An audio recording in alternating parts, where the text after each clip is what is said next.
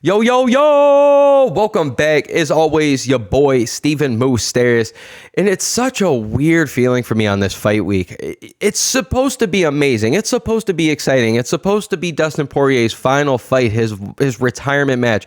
They built a card around him in Louisiana. Yet I got to sit here and just shake my head. And I got to sit here and be nervous all week. And I haven't been this torn on a fight since... if I'm being honest with y'all, when I made my ladies skip prom way back in high school and we watched John Jones versus Rampage Jackson, my two favorite fighters of all time at the time, fighting each other, man, it's crazy. Like, we flash back a few months ago, I thought it would have been a perfect time for Dustin Poirier to retire right after the Islam fight. Super competitive fight. I thought Dustin Poirier excelled. I thought, honestly, put on a performance that I didn't even expect out of him, and I'm a huge fan. But I just thought it felt great. You know, we've all heard Dustin Poirier say, you know, he doesn't feel like his career is a success unless he wins the belt. And I know he beat Max for the interim title, but it just, you know, I just thought that would have been perfect there. Or, you know, when he does say, hey, I'm going to have a retirement match and the UFC does all these things for him, Justin Gaethje was the fight. It was right there. It was so easy. 1-1, knockout kings together. These guys have had pretty much the same career, it feels like, in the last 5 years or so. They've had some battles together. These guys are right there at the doorstep. Only a few more fights left in them. And now I got to sit here all week on a Dustin Poirier retirement week, and I got to sit here and root against him because they put my guy in there, my all-time favorite, my second all-time favorite between him and John Jones. Max Holloway now got a fight. And this isn't just a Max Holloway fight. This isn't just like it was, you know, a few years ago when I'm sitting here absolutely heartbroken after Max loses a tight decision against Dustin Poirier. He's trying to go up to become double champ. This is Max Holloway off of his first knockout loss. This is Max Holloway after Topuria finally checked the chin of Max. If Dustin Poirier goes out there and does it again to Max and Max knockout lost 2 in a row, I've seen this tape too many times, man.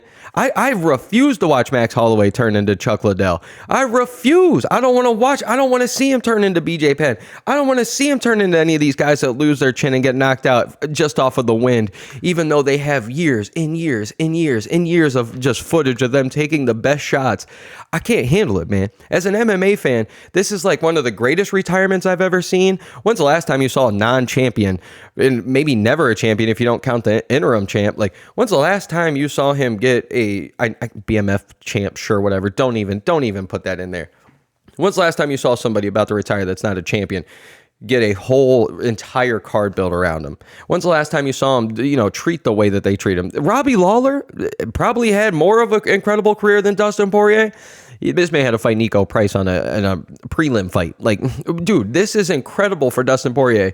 And yet I got to sit here and root against him. I got to sit here and go for my man, Max Holloway. It's one of the only rare fights that I can honestly say probably 75% of fans don't want to see either guy lose. Like, these are two of the biggest fan favorites. And in a perfect world, they both have a good fight. They both have their moments. Dustin Poirier gets to walk out with Lil Wayne.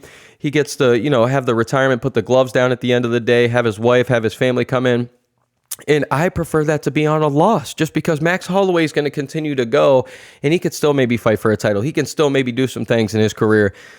But if Dustin Poirier goes out on a win and checks this man Max, maybe knocks him out or something, now I'm sitting here, okay, cool, Dustin Poirier, I'm happy for you, retired in your hometown. You got your family there. Literally picture perfect at that point. Walk off the BMF champion, even though I'm not the biggest fan of the BMF belt, other than my man's got it. But still, then I got to sit there and look, oh my God, Max Holloway should retire now. Max Holloway's going to, what happens next? He going to turn into Chuck Liddell like I've said? Like, perfect scenario, Max Holloway gets the win in a decision or maybe like a later round knockout or something where both men were just going back and forth, checking each other, crazy stuff.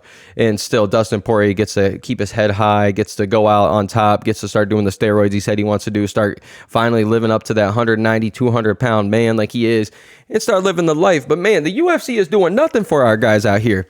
What better way of putting out somebody on a retirement match than maybe the championship fight that we had with Islam, or maybe somebody like a Michael Chandler again that we all hate? You know, clearly not Michael Chandler. I'm just saying, like, it could have been Arman Sarukian. We all would have been a fan of Dustin Poirier at that fight. We could have done anybody at 155. There's so many people that we could be doing. Paddy Pimblett would have been a fun fight. Justin Gaethje, like I said, would have been a fun fight. Get Tony Ferguson's old ass back up in here and get I don't think any of us would have been mad at that one. So, You guys just let me know, man. It's just such a tough week. I want to root for DP on his retirement, man. I can't. I got to root for Max. But then if Max loses, now I'm losing like two of my favorite fighters.